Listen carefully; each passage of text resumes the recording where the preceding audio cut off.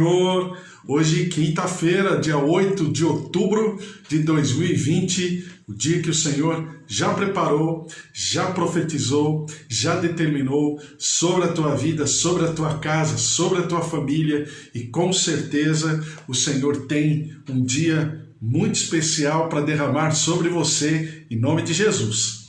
Estamos falando sobre a palavra de Deus, mais um dia falando sobre... Oi, minha tia Rosália, bom dia, Deus abençoe a senhora, também todo mundo aí em Salvador, Deus abençoe a todos, em nome de Jesus.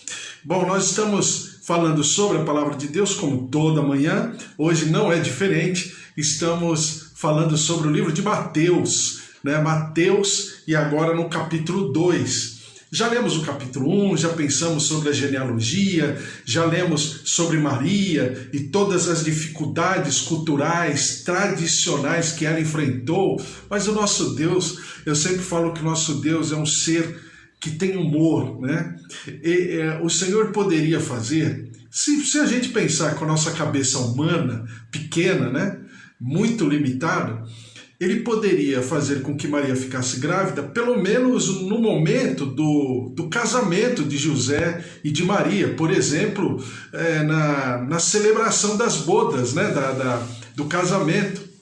Né, sei lá, 2, 3 horas antes de José fazer a tentativa de conhecer a Maria, né, agora como esposa, né, no ato sexual.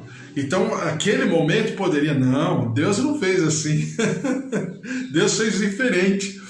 Antes que ela fosse realmente tomada para casamento, no intervalo entre o desposamento e o casamento, é que realmente o Senhor fez com que Maria ficasse grávida na sua primeira menstruação. É muito engraçado, porque Deus é assim.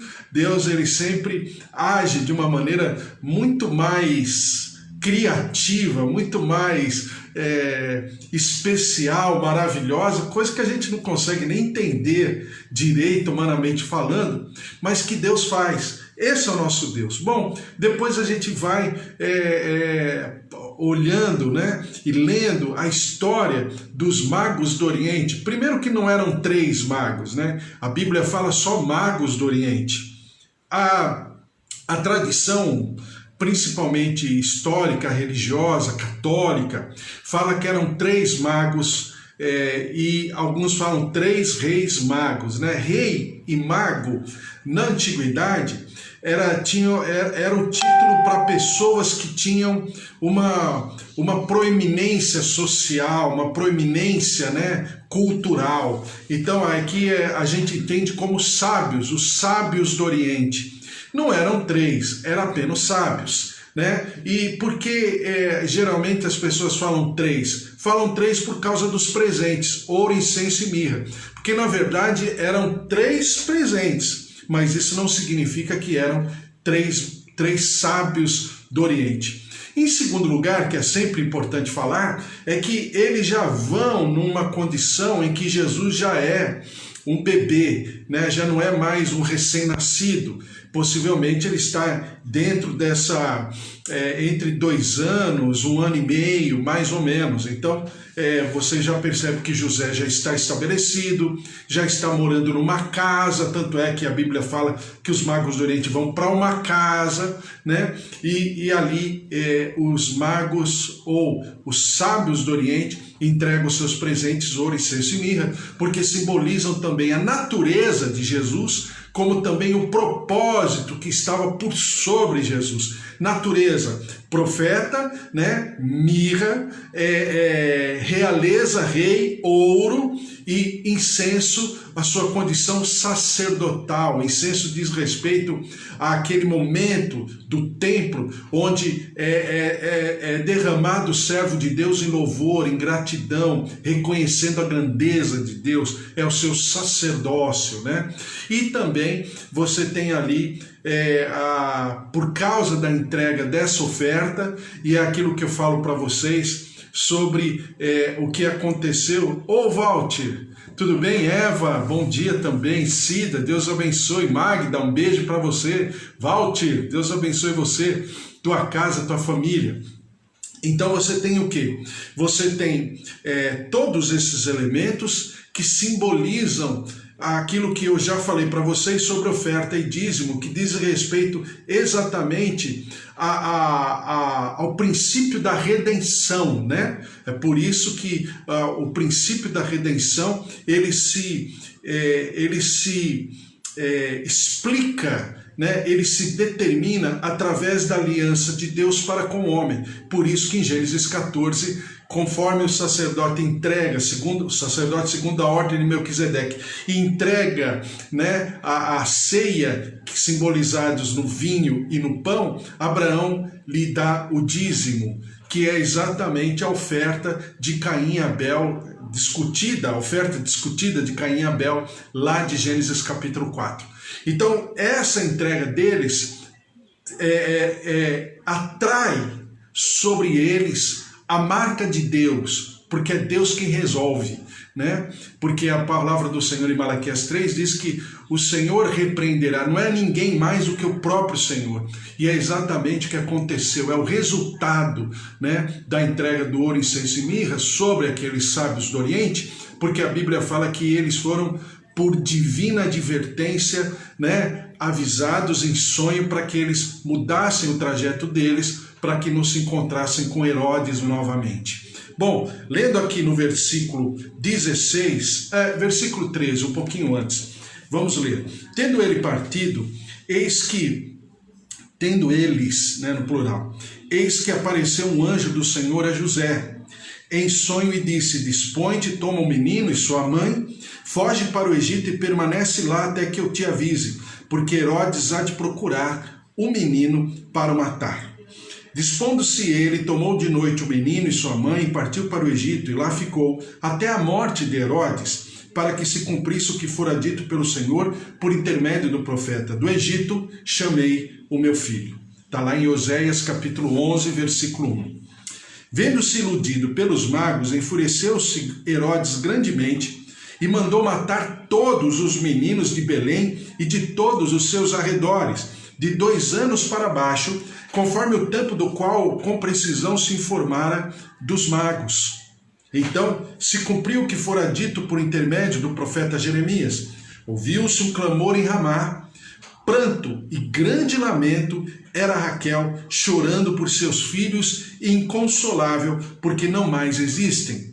Tendo Herodes morrido, eis que um anjo do Senhor apareceu em sonho a José no Egito e disse-lhe: dispõe-te, toma o menino e sua mãe e vai para a terra de Israel, porque já morreram os que atentavam contra a vida do menino. Isso significa que não era apenas Herodes, mas haviam pessoas, né? Por incrível que pareça, os religiosos da época já estavam se macomunando para destruir Jesus. Diz assim no versículo 21, dispôs-se ele, tomou o menino e sua mãe e regressou para a terra de Israel. Tendo, porém, ouvido que Arquelau reinava na Judéia, Arquelau já é o filho de Herodes, né? É o filho de Herodes. Arquelau reinava na Judéia em lugar do seu pai Herodes, temeu ir para lá e, por divina advertência, prevenido em sonho, retirou-se para as regiões da Galileia e foi habitar numa cidade chamada Nazaré, para que se cumprisse o que fora dito por intermédio dos profetas: ele será chamado Nazareno. E o profeta que fala isso é Isaías, capítulo 11, versículo 1, porque Isaías fala que é um renovo, né? Eu tenho mandado até, quando eu escrevo no Facebook a chamada, eu sempre mando uma passagem, e eu estou colocando as passagens de Isaías capítulo 11. E diz aqui em Isaías 11, do tronco de Jessé sairá um rebento, e das suas raízes um renovo. Nazaré, a palavra Nazaré, né, a forma etimológica, a raiz da palavra Nazaré no hebraico significa renovo. É exatamente o que Isaías está falando aqui a respeito de Jesus, né? Das suas características, né? Da sua história, da sua biografia, que ele se chamará renovo, porque ele está saindo do renovo, chamado agora Nazaré. Nazaré também tinha uma explicação, mas aí é mais social, porque Nazaré naquele tempo de Jesus, significava desprezível, né? A forma etimológica da palavra significa renovo, mas a situação, a circunstância naquele momento significa desprezível, ou seja, uma cidade marginal, pequena, sem valor, sem qualquer condição de fazer nada, é uma cidade meio assim lateral, né? Subúrbio, vamos chamar assim, de Israel. Então foi ali que Jesus foi educado pelos seus pais. Então, eu falei para você que José e Maria, eles têm uma característica muito forte, que é a obediência. Lembre-se que a palavra em Hebreus fala que a única coisa que Jesus aprendeu foi a obediência através daquilo que ele sofreu. Então, ele aprendeu por quê? Porque ele herda de Maria e José, vamos chamar assim, os seus mestres, né? Porque ensinaram a Jesus sobre o temor de Deus, sobre toda essa história, tudo aquilo que estava acontecendo. Com certeza Jesus aprendeu, não foi nos bancos da escola, mas foi na sua casa, né? Junto aos seus pais. Lembre-se que eu falo sempre para você, nenhum momento, em nenhum lugar da Bíblia diz que um anjo do Senhor, alguém específico, especial, ensinou Jesus. Pelo contrário, a Bíblia fala que quando Jesus ele vai para Jerusalém com seus pais, isso já aos 12 anos, né, que é a época do bar mitzvah, né, como os judeus chamam, que é a separação do menino, né, para saber se ele será rabino ou apenas alguém que herdará os negócios do pai. Ali Jesus foi separado rabino exatamente porque viram nele uma excelência na sua educação quanto às coisas de Deus, já aos 12 anos, que a gente vê na história, né, lá em Lucas, a respeito dessa história. Então, você percebe o quê? Que Jesus foi ensinado. E isso para nós, que somos pais, isso é maravilhoso, mas também é um aviso muito forte. Qual é o aviso? A Bíblia fala aqui que Herodes tentou matar a Jesus, baixando um decreto, mandando matar todos os meninos, né, até possivelmente 2 anos de idade, que era mais ou menos a idade de Jesus. Todos os meninos daquela região. Fazendo alusão àquilo que já havia acontecido há séculos antes, quando o faraó, exatamente com o mesmo sentimento de inveja, de intimidação, né, mandou matar os meninos também no tempo de Jesus, no tempo de Moisés, lá no Egito, no tempo que o povo de Israel ainda era cativo do Egito. Por quê? Aí sim, para nós como pais, isso aí, e para nós que ensinamos, você que ensina, né? Você que tem o seu ministério e tudo, você precisa sempre advertir as pessoas que são responsáveis, educadores, educadoras, pai, mãe, os responsáveis por crianças, de que qual é a intenção do diabo? A intenção do diabo é sempre impedir o avanço da geração posterior, né? Do herdeiro. Daí a palavra de Deus falar que o filho, né? Falar que aquele que herdará tem a unção dobrada. Por que fala da unção dobrada? Qual a razão? Exatamente porque aquele que se sentará aos pés dos seus pais, ele não apenas terá a capacidade de aprender dos seus pais a respeito de Deus, e quando eu falo aprender, não é apenas ensinar, né? Ler a Bíblia aqui e ensinar de maneira didática, que também mas é aprender pela vida dos pais. Porque um filho, você sabe muito bem, nós que somos pais, sabemos isso de cor e salteado, que filho da gente não faz o que a gente fala, mas filho da gente aprende a sentir, né? A sentir o que a gente sente, é diferente, né?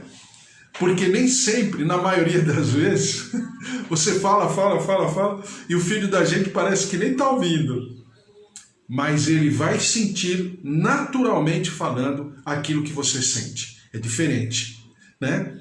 Então, é por isso que apenas a educação didática da Bíblia nem sempre alcança aquilo que é o nosso objetivo. Mas quando a gente sente, isso alcança. Porque o nosso filho vai aprender a sentir o que a gente sente, nem sempre aquilo que a gente fala. E parece a mesma coisa, mas é completamente diferente. Porque quando eu sinto, eu não posso enganar. Se eu sirvo a Deus com o meu sentimento, com o meu coração, com a minha maneira de ser, de pensar, de falar, é uma coisa. Se eu ensino ao meu filho, pura e simplesmente de maneira didática, na letra da lei, e não no sentimento da lei, isso faz uma grande diferença. É exatamente isso que o diabo queria impedir. Tanto no tempo de Moisés, quanto no tempo de Jesus, é exatamente a mesma coisa. Então nós que somos pais, tementes a Deus, que ensinamos, que explicamos para as pessoas, e que de alguma maneira temos alguma ação didática, pedagógica sobre aqueles que estão ao nosso redor, nós precisamos alertar sobre isso. Por quê? Porque o nosso filho, ele terá, se sentir o que nós sentimos, ainda, né, anexado àquilo que nós ensinamos, a palavra, o temor de Deus, com certeza esse filho terá uma excelência na sua relação com Deus muito maior do que nós mesmos, do que nós próprios. Porque não passará por situações que nós já passamos, situações essas amargas que nós ensinamos ao nosso filho, e o nosso filho estará saindo de um patamar, vamos dizer, de um nível que nós estamos, para um nível que o Senhor o desenvolverá. Então é maravilhoso, e daí, vamos dizer, na vocabulário mais pentecostal, se dizer a unção dobrada. Porque o nosso filho terá muito mais espaço, muito mais tempo, muito mais discernimento para viver coisas maravilhosas. E sempre o diabo estará à espreita, porque como diz Pedro, que o diabo é como um leão rugindo ao nosso derredor, buscando a quem possa tragar. Então, quando você lê uma passagem como essa, a minha tia Alzira está falando verdade, é isso mesmo que acontece, é isso mesmo. Por isso que nossos filhos, né, tia Alzira, e no caso da tia, né, os nossos netos, precisam estar cobertos pela nossa autoridade, pela nossa oração, pela nossa intercessão, né? Pela nossa intervenção, né? na vida, no cotidiano, nas coisas, nas demandas, enfim. Por quê? Porque precisa ser muito bem cuidado. É uma joia rara nas mãos do Senhor. E daí nós ficarmos tão felizes quando esses netos, esses filhos nascem. Mas quando nós estamos felizes, imagina Deus na sua alegria em saber que essa criança será forjada na palavra de Deus, no sentimento, isso é muito sério, hein? No sentimento em relação a Deus, no temor de Deus. É claro que o diabo não vai pura e simplesmente olhar isso tudo e não agir, porque a Bíblia fala que ele é inimigo. Se ele é inimigo, obviamente, nada mais natural do que ele fazer resistência, do que ele fazer com que essa situação seja um tanto mais complicada, né? E nós vemos em José e Maria exatamente essa postura. E a partir da obediência, olha só o sentimento da obediência. Quando o anjo do Senhor falou, vai, ele foi. Quando o anjo do Senhor falou, volta, ele volta. Imagina José, vamos pensar assim. Vamos pensar rapidamente José profissionalmente. Aí José vai, faz a sua clientela, ele era carpinteiro, né? Pelo menos a Bíblia chama de carpinteiro, né? Há algumas coisas em relação a essa profissão na época, mas enfim. A Bíblia fala que ele trabalhava com obras, né? Vamos dizer assim, com obras, com construção de casas. Então, imagina, ele faz a clientela dele, Jesus já está com quase 2 anos, aí vem o Senhor e fala, não, sai daí, vai para o Egito. Aí ele monta tudo, desfaz toda a clientela, pega os seus apetrechos, aí vai lá para o Egito. Aí chegando lá no Egito, passa 2, 3 anos, né? O Herodes Antipas, o pai, morre, o pai dos Herodes, né? O pai Herodes, que era um sanguinário, cruel, genocida, né? E aí fala para ele, agora volta. Ele vai, quando ele fica sabendo que o filho Arquelau, que era pior do que o Herodes pai, está reinando naquela região, vamos fugir, vamos lá para Galileia, lá para Nazaré. Então você percebe que, se você olhar no sentido assim humano, José fez e desfez seus negócios várias vezes. Mas tudo isso para preservar o seu filho e a obra de Deus e o mover de Deus sobre a vida do seu filho. Porque o nosso Deus é um ser geracional. E se você é pai, se você é mãe, no caso das minhas tias, né? E se da Eva também, se você é avô, você tem um projeto de vida. Fazer com que aquela criança, fazer com que aquele filho, aquele neto, aquele adolescente, aquele jovem, se torne um grande homem ou uma grande mulher de Deus. E isso gera, com certeza, em você um trabalho, uma responsabilidade, uma semeadura. Então, exatamente o que acontece aqui. José e Maria semearam o Jesus que mais tarde se levanta como o Redentor, o Salvador, mas que teve na sua casa toda uma faculdade, toda uma escola de aprendizado, né? Não é isso que Paulo fala sobre Timóteo? Timóteo, eu sei quem você é, conheço a tua avó e conheço a tua mãe. Olha só que bênção. E Timóteo se transforma no discípulo amado de Paulo, não é? Por quê? Porque havia todo o investimento na vida de Timóteo, como houve na vida de Moisés, todo o investimento, como houve na vida do Senhor Jesus, com certeza houve na vida de Sansão, com certeza houve na vida de João Batista, que eram na cultura judaica nazarenos, ou seja, né? Desculpe, não era nazareno, confundi. Nazareno é só Jesus. Eram narizeus, né? Ou seja, filhos consagrados desde o ventre. Sansão, João Batista, Samuel, né? Eram nazireus. Eram pessoas consagradas pelo Espírito Santo desde o ventre.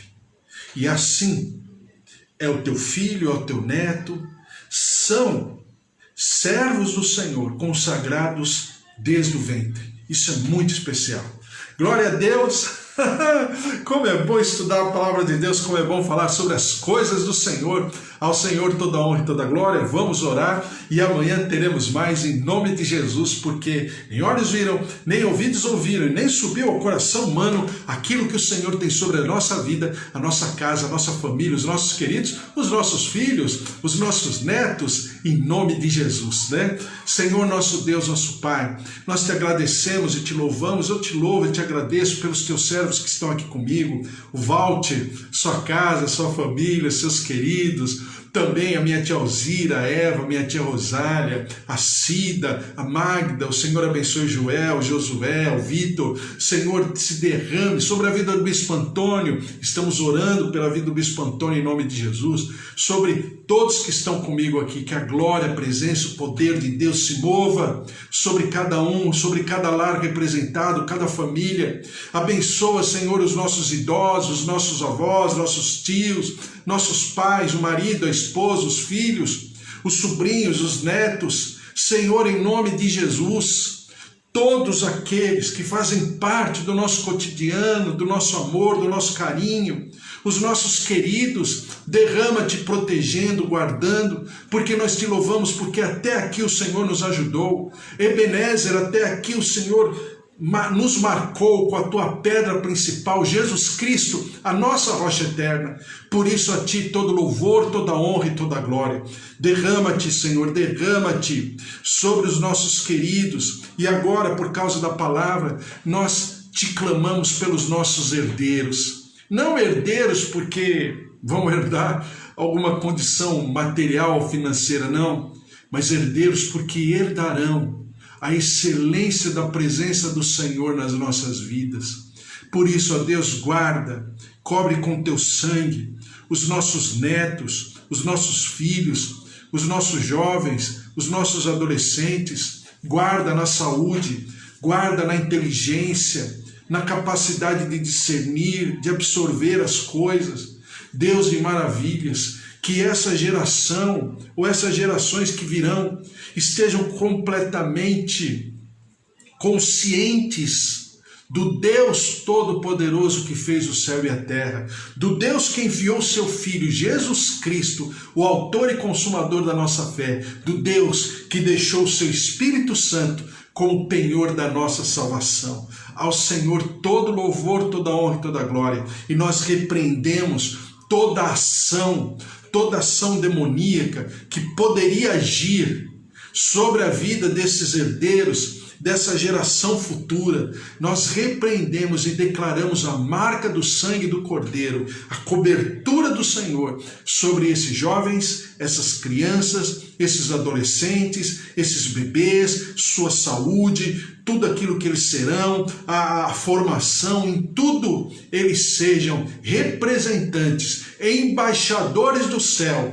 aqui na terra, em nome de Jesus. Senhor, nós te clamamos pelo nosso Brasil, pelo nosso país, tem misericórdia. Vivemos dias tão difíceis, tão trágicos, a pandemia, o coronavírus. Senhor, em nome de Jesus, tem misericórdia.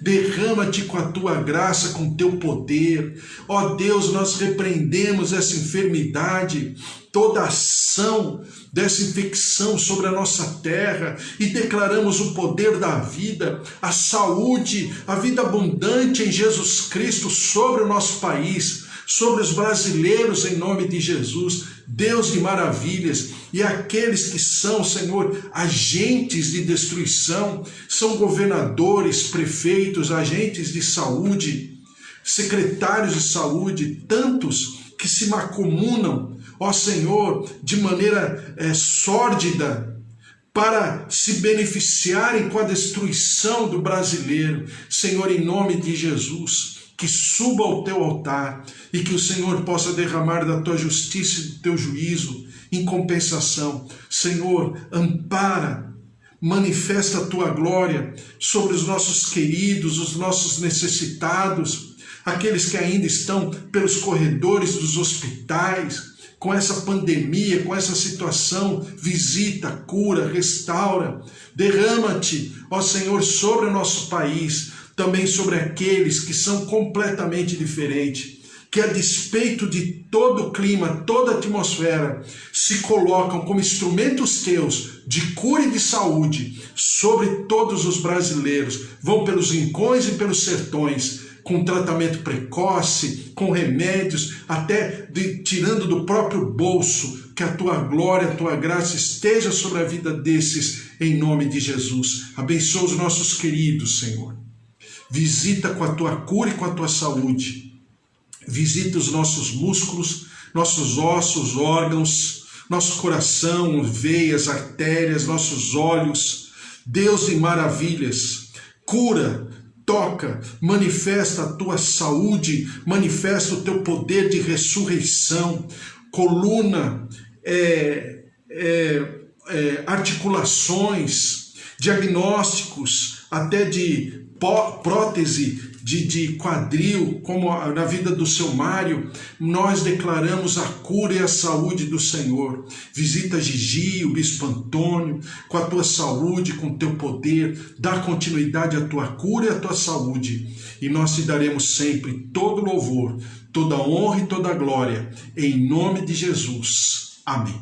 Amém. Glória a Deus, que o Senhor esteja sobre a tua vida, que o amor de Deus Pai, a vida vitoriosa em Jesus Cristo e as consolações do Espírito Santo da promessa estejam sobre a tua vida, sobre a tua casa, a tua família. E ninguém te resista, porque você carrega no bojo do teu coração, do teu dia a dia, o amor de Deus. Quem te separará do amor de Deus? Ninguém, porque Ele está sobre a tua vida. Porque se Deus é por nós, quem será contra nós? Se o Senhor é o nosso pastor, de nada nós teremos falta em nome de Jesus. Que o Senhor te abençoe, que o Senhor te guarde, seja um dia maravilhoso, uma quinta-feira maravilhosa, e até amanhã com mais palavra de Deus e com mais oração. Beijo, Deus abençoe, um beijo para vocês aí do Facebook, um beijo.